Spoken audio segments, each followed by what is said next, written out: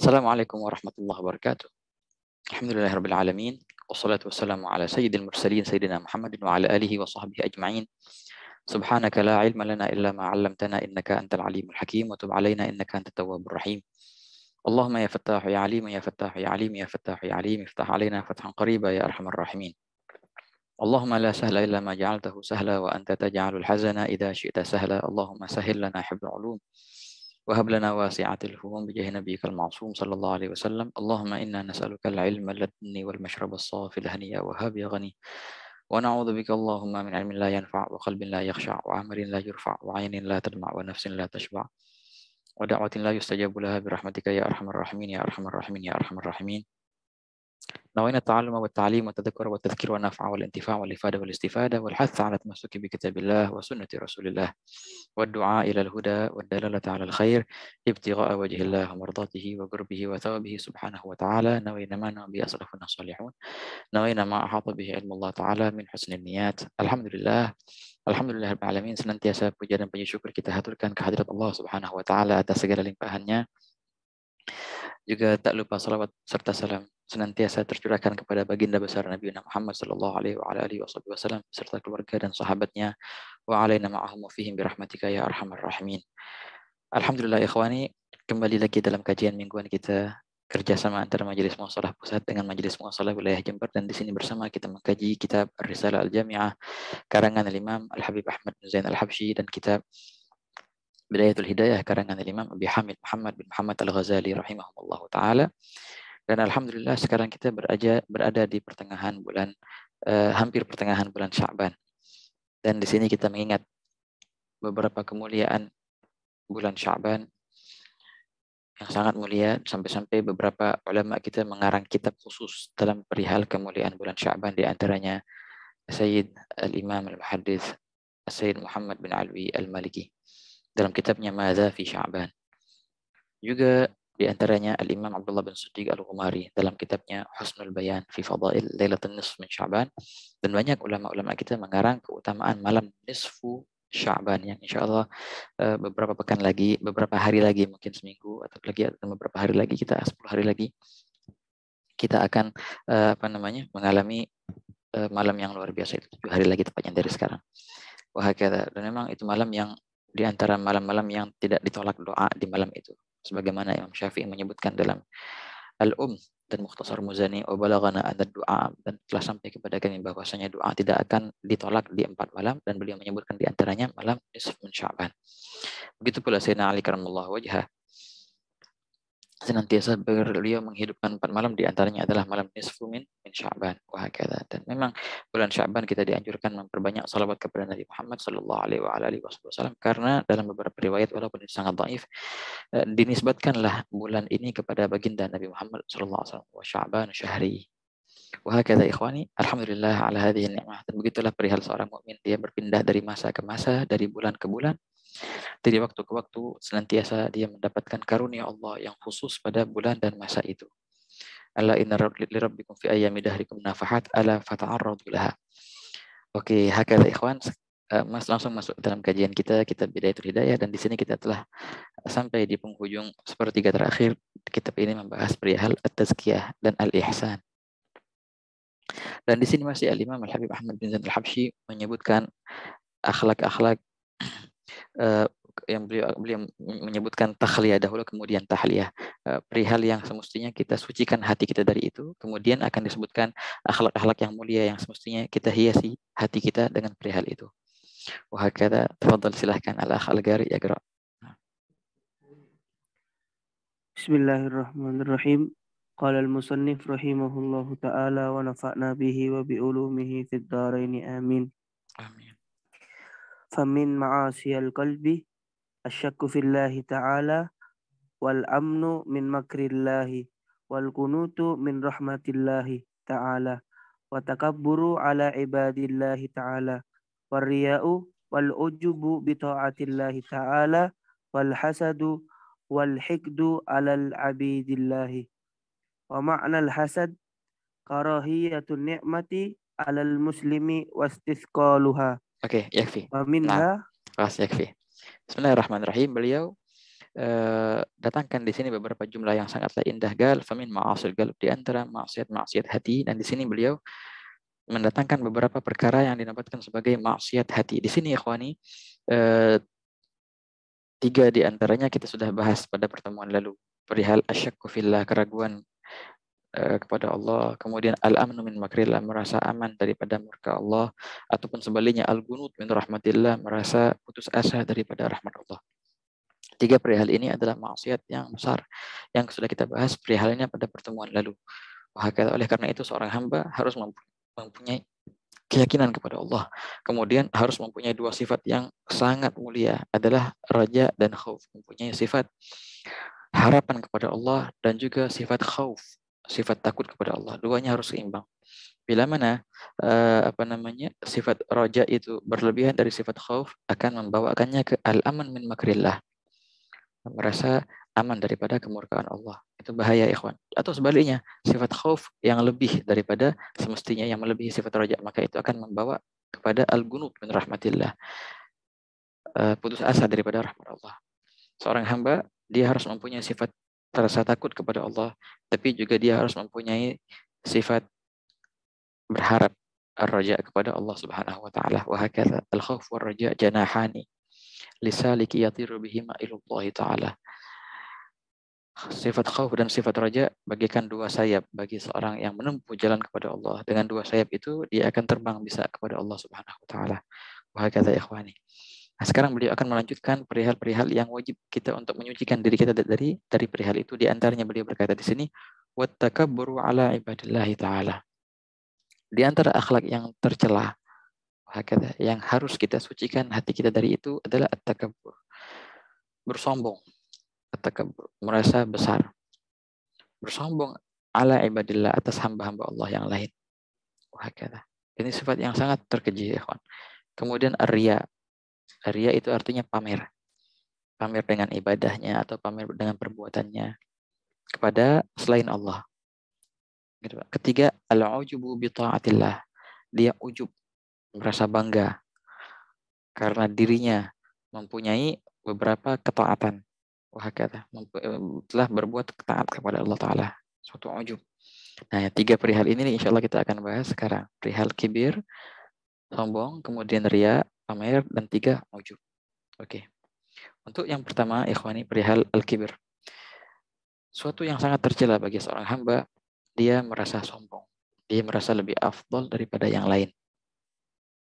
Padahal seorang hamba itu, kamagal Sayyidina Ali, berkata Sayyidina Ali karamallahu wajhah, bagaimana mungkin seorang hamba bisa sombong? Padahal kalau seandainya dia memikirkan ke dirinya sendiri, dia itu tercipta dari perihal yang jijik. Dan dia akan menjadi perihal yang jijik pula. Dan di antara keduanya, dalam masa hidupnya itu, dia membawa perihal yang jijik. Dia tercipta dari nutfatin madhirah. Wa ya'ul, dia akan kembali ke ilaji fatin gathirah. Wa bainahuma yahmilul adharah. Kata Sayyidina Ali. Manusia tercipta dari cairan yang jijik, cairan mani. Kemudian kalau seandainya dia meninggal, dia akan menjadi bangkai yang menjijikkan. Dan di antara kehidupan dan matinya itu, dia membawa kotoran dalam perutnya. Jadi penuh manusia itu dengan kotoran. Maka tidak layak baginya untuk sombong. Kata ikhwani.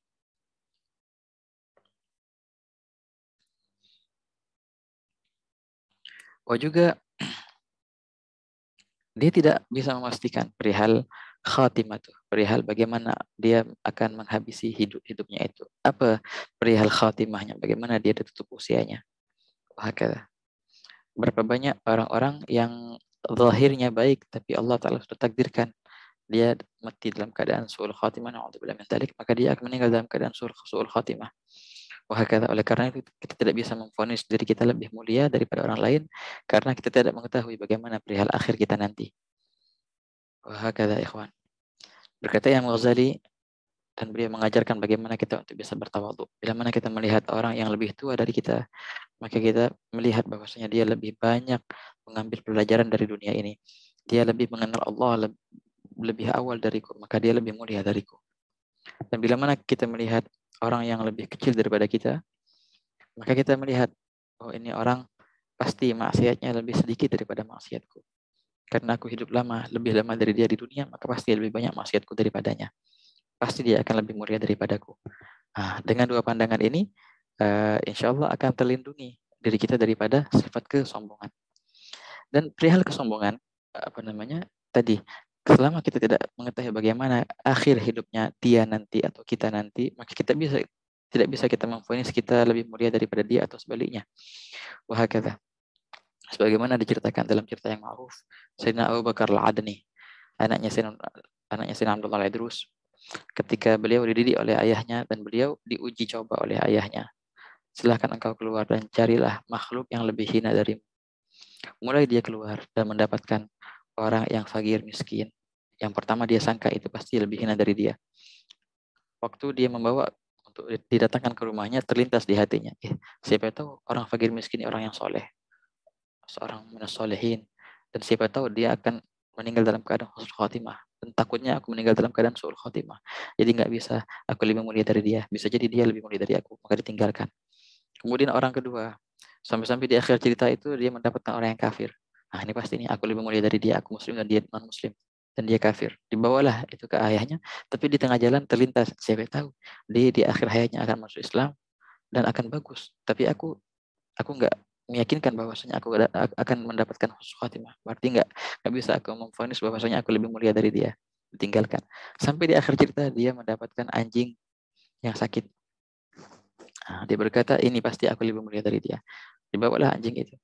Tapi di tengah jalan dia terlintas, kalau seandainya aku meninggal dalam keadaan selamat, husnul khatimah, dan aku masuk surga, betul aku akan lebih mulia daripada anjing ini. Tapi kalau seandainya aku meninggal dalam keadaan husnul khatimah, aku masuk neraka, pasti anjing ini lebih mulia dari aku, karena anjing itu di hari kiamat nanti akan dimusnahkan menjadi turab. Wahakala. Ya laitani kuntu turaba. Sebagaimana itu angan-angannya orang yang kafir nanti di akhirat nanti, ketika mereka melihat para hewan-hewan, setelah mereka digisos, mereka dimusnahkan. Tapi manusia yang maksiat, orang yang kafir, orang yang fasik, na'udzubillah min dzalik, mereka akan disiksa. Bisa jadi itu anjing lebih mulia dariku, kata beliau. Dilepaskan. Akhirnya beliau pulang ke ayahnya, selain berkata, wahai ayah, tidak aku mendapatkan orang yang lebih hina dariku. Tak bisa aku memvonis mereka lebih hina. Maka ayahnya berkata, nah sekarang engkau menjadi orang yang benar. Wah, lulus engkau dalam ujian. La ilaha illallah. Kan Sayyidina Uwais Al-Gharini, beliau pernah berkata ketika beliau mengambil makanan dari tempat-tempat sampah. Ketika itu ada juga beberapa anjing yang mengambil makanan juga dari tempat itu. Beliau berkata, wahai para anjing, kul mimma yali wa ana akul mimma yali. Makanlah dari makanan yang pantas untukmu dan aku juga akan makan dari makanan yang pantas untukku. Dari itu Sayyidina Uwais Al-Gharani, Sayyidut Tabi'in. Sayyidil Imam Abdul Qadir Jailani pernah dalam suatu ketika berjalan dengan murid-muridnya. Dan di jalan beliau ketemu dengan seorang pemabuk. Yang mana pemabuk itu akhirnya memanggil, wahai Abdul Qadir sini. Dengan kerendahan hatinya, Sayyidi Abdul Qadir Jailani mendekati pemabuk itu. Dan pemabuk itu membisikkan bisik-bisikan kepada Sayyidi Abdul Qadir Jailani. Kemudian Sayyidi Abdul Qadir Jailani membisikkan lagi. Kemudian pemabuk itu membisikkan lagi perihal yang kedua kepada beliau. Kemudian beliau menangis dan menangis dan menangis. Sampai akhirnya murid-murid beliau yang menyaksikan perihal itu bingung. Ada apa gerangan dengan Sayyidi Abdul Qadir Jailani? Kemudian setelah beliau datang ke murid-murid beliau, beliau menceritakan, sungguh tadi orang yang mabuk itu ngomong kepadaku, wahai Abdul Qadir, mampukah Allah merubah keadaanku yang sekarang hina seperti ini, aku untuk menjadi sepertimu yang mulia? Seperti itu. Maka aku berkata kepadanya, iya Allah mampu, dan pasti Allah akan mampu merubah keadaanmu menjadi baik, merubah kemaksiatanmu menjadi ketaatan. Bahkan mengambil tanganmu untuk didekatkan kepadanya. Allah pasti mampu untuk itu. Namun kemudian dia membisikkan aku lagi, wahai Abdul Qadir, mampukah Allah merubah keadaanmu sekarang yang mulia ini menjadi seperti keadaanku sekarang yang hina? Ketika itu Sayyidina Abdul Qadir Jailani tercengang dan bingung. Allah mampu untuk itu. Dan Allah mampu untuk itu. Nangis akhirnya beliau. Nah begitulah orang-orang saleh ini, ikhwan. Tidak mereka memvonis diri mereka lebih baik daripada yang lain. Wahakata. Senantiasa mereka mempunyai sifat takut kepada Allah. Allah bisa saja setiap saat, bisa saja Allah Ta'ala kapan saja untuk mengambil imanmu. Allah bisa saja mengambil keyakinanmu. Tapi enggak, Allah Ta'ala tetapkan itu dalam dirimu. Itu suatu nikmat yang besar. Wahakata. Maka syukurilah nikmat itu. Dan jangan kau sombongkan nikmat itu kepada yang lain. Wahakata. La ilaha illallah. Itulah ya ikhwan perihal kesombongan yang sangatlah keji. Dalam hadits qudsi Allah Ta'ala berfirman, Al-kibriya'u ridai wal 'azamatu izari faman naza'ani fihima qasamtuhu wala ubali. Sungguh kesombongan itu dan kemuliaan itu adalah pakaianku, kata Allah Ta'ala. Barang siapa yang merampasnya dariku, maka aku akan musnahkan atau akan binasakan dia dan aku tak peduli. Yang pantas sombong hanya Allah Subhanahu wa Ta'ala. Kalau manusia, pasti dia akan mempunyai sisi kelemahan, sisi butuh kepada yang lain. Dan itulah manusia. Tabiat manusia seperti itu semua. Wahakala ya. Tidak ada yang manusia yang mampu untuk mandiri diri sendiri. Manusia dilahirkan oleh orang lain. Manusia pas masa kecilnya dirawat oleh orang lain. Wahakala. Tidak bisa dalam satu jenjang masa pun manusia mandiri sendiri. Pasti dia akan ada ketergantungan dengan yang lain. Wahakala ya ikhwan. Dalam hadits Nabi SAW bersabda, la yadkhul jannah man kana fi qalbihi mithqala dzarrah min al-kibir. Tidak akan masuk surga seorang hamba bila mana di hatinya ada walaupun sekelumit dari sifat kesombongan. Wahakala. Maka akan dicuci tuh sifat kesombongannya dari neraka sampai hilang kesombongannya baru bisa masuk surga. Wahakala. Maka ikhwani, bersama-sama kita jauhi sifat kesombongan. Jangan memandang orang lain lebih rendah dari kita. Wahakala. Dan aplikasikanlah itu dalam kehidupanmu. Pandanglah semua orang itu lebih mulia darimu. Berapa banyak daripada hamba Allah yang mempunyai sir dan rahasia yang biasa-biasa aja. Engkau anggap dia itu biasa, tapi dia itu luar biasa sebenarnya. Kedekatan kepada Allah Subhanahu wa Ta'ala yang ia punya, yang mungkin engkau tidak punya kedekatan itu di sisi Allah Subhanahu wa Ta'ala. La ilaha illallah. Nah, itulah perihal al-kibir. Kemudian perihal ar-riya dan perihal ujub, insya Allah kita akan bahas pada pertemuan akan datang. Dan memang Masya Allah kalau di ilmu tasawuf memang dibahas tiap-tiap perihal ini dalam bab tertentu. Wahakata. Nah, di sini beliau hanya menyebutkan beberapa judul-judul sahaja. Semoga Allah Ta'ala yuwaffiqna wa iyyakum likulli khair wa yahdina wa iyyakum subulur rasyad insyaallah. Amin ya rabbal alamin. Lanjut ikhwani, kita mengkaji kitab Bidayatul Hidayah. Dan di sini masih Imam Ghazali mensyarahkan kita keadaan-keadaan seorang hamba yang semestinya ia lakukan, aktivitas seorang mukmin antara terbitnya matahari sampai menjelang zawal ataupun salat zuhur. Nah, beliau telah nyatakan ada 3 keadaan kan ya. Nah, sekarang beliau akan membahas keadaan yang ketiga. Setelah beliau membahas keadaan yang pertama, kalau sebaik-baiknya kita menuntut ilmu. Maka menggunakan waktu antara terbit matahari sampai zuhur itu untuk menuntut ilmu. Kalau seandainya tidak bisa, maka beribadahlah. Kalau nggak bisa juga untuk beribadah, maka inilah keadaan yang ketiga. Silahkan al-halatus tsalitsah. Bismillahirrahmanirrahim. Qala al-musannif rahimakumullah ta'ala wa nafa'ana bihi wa bi'ulumihi wa bi'ulumikum fid dharain. Amin ya rabbal alamin. Amin. Al-halatu tsalitsah أن تشتغل بما توصل به خيرا إلى المسلمين وتدخل منه سرورا على قلوب المؤمنين أو تيسر به الأعمال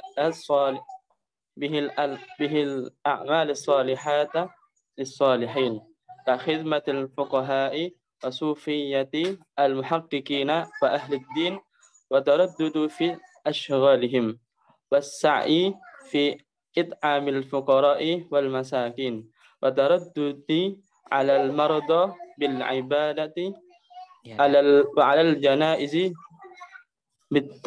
بالتشييع فكل ذلك أفضل من النوافل فإن هذه عبادة وفيها رفق بالمسلمين. طيب, Bismillahirrahmanirrahim. Nah, yakfi. Ini adalah pilihan ketiga, ikhwan. Untuk kita mengisi waktu kita antara terbit matahari sampai zuhur. Kalau kita tidak bisa untuk menuntut ilmu syariat, maka beribadahlah dengan ibadah-ibadah yang sunnah-sunnah. Kalau masih ada longgar waktunya, maka gunakanlah waktu itu untuk perihal yang ini yang akan dijelaskan oleh musannif. Beliau berkata, al-halatus tsalitsah, keadaan ketiga. An tashtagila bima tusilu bihi khairan ilal muslimin. Engkau menyibukkan dirimu dengan perkara yang membawa kebaikan kepada kaum muslimin. Wa tudkhilu minhu sururan ala qulubil mu'minin, dan engkau memasukkan di situ kebahagiaan kepada hati sanubari para mukminin. Au tuyassiru bihil a'mal as-salihah lis-salihin, atau engkau memudahkan orang-orang saleh untuk beramal soleh. Seperti kakhidmatil fuqaha, membantu para fuqaha dan sufia ahli tasawuf, al-muhaqqiqin yang benar-benar ahli tasawuf, wa ahli din, dan orang-orang pakar agama, wa taraddud fi asyghalihim, dan engkau bolak-balik senantiasa berkhidmat membantu fi asyghalihim dalam dalam aktivitas mereka. Wasa'i fi it'amil fuqara, engkau juga berusaha untuk memberikan makan kepada kaum fuqara dan masakin, fakir miskin. Wa taraddud 'alal marda bil 'iyadah, dan engkau bolak-balik juga menziarahi orang-orang yang sakit. Bil 'iyadah, menjenguk artinya, 'iyadah itu menjenguk orang-orang sakit. Wa 'alal janaiz, dan engkau juga melihat para jenazah. Bit tasyi', engkau ikut dalam proses memikul jenazah, memandikan jenazah, merapikan salat jenazah, wahakadha. Fakullu dzalika afdal minan nawafil. Semua itu lebih mulia daripada amal-amal yang sunnah, seperti salat-salat sunnah. Kenapa? Fa inna hadhihi ibadat wa fiha rifqun bil muslimin. Karena perihal yang disebutkan tadi itu adalah suatu ibadah juga, dan di dalamnya ada rifqun bil muslimin, menolong kaum muslimin. Kalau seandainya engkau cuma salat sunnah sahaja, itu kebaikan untukmu saja. Tapi kalau yang disebutkan di atas tadi itu adalah kebaikan yang bisa menyambar ke yang lain. Oleh karena itu dinamakan sebagai ibadah yang lebih afdal daripada salat-salat sunnah biasa.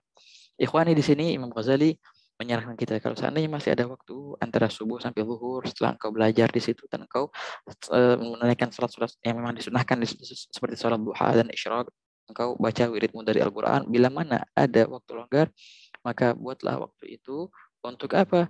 Untuk membantu kaum muslimin, terutama membantu para ulama, membantu para fuqaha, membantu orang-orang yang soleh dalam amal soleh mereka. Ketika engkau membantu orang-orang soleh pada amal soleh mereka, ketika mereka mengamalkan amal soleh itu, otomatis engkau akan dapat bagian juga. Karena amal soleh itu bisa terselenggara berkatmu. Wahakala. Oleh karena itu banyak di antara ulama-ulama kita, mereka khidmat sama orang-orang solehin ya.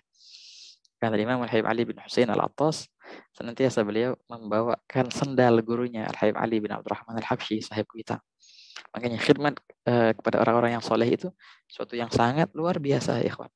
Dan memang dicari-cari oleh kaum solehin yang terdahulu. Imam Al-Habib Salim bin Ahmad bin Jindan, muhaddis yang ma'ruf, muhaddis Melayu julukan beliau.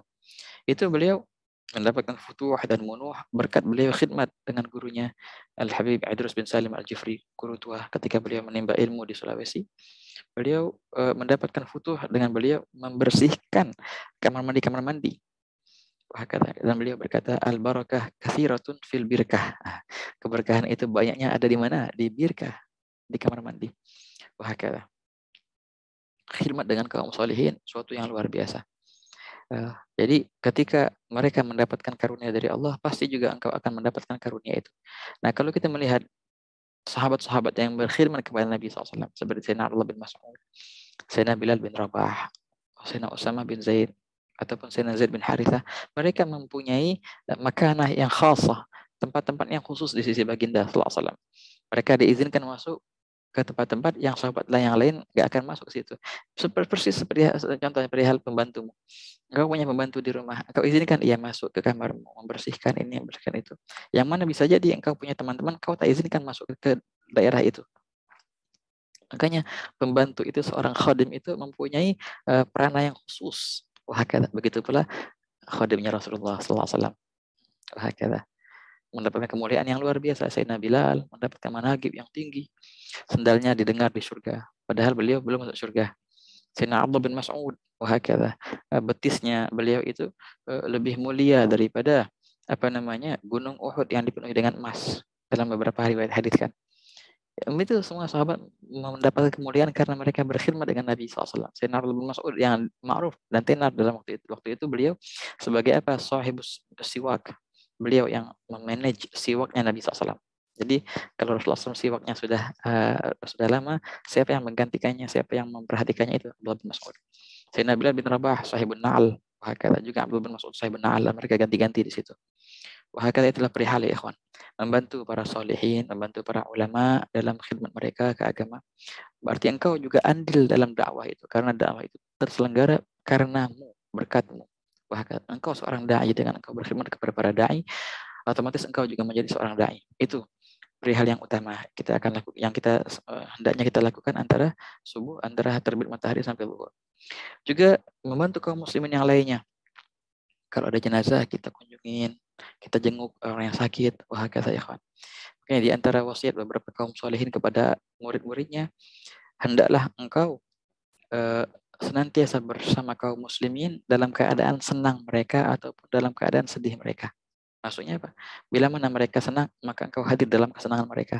Mereka ada acara nikahan, hadir nikahan itu. Ada acara tasyakuran, hadirlah acara itu.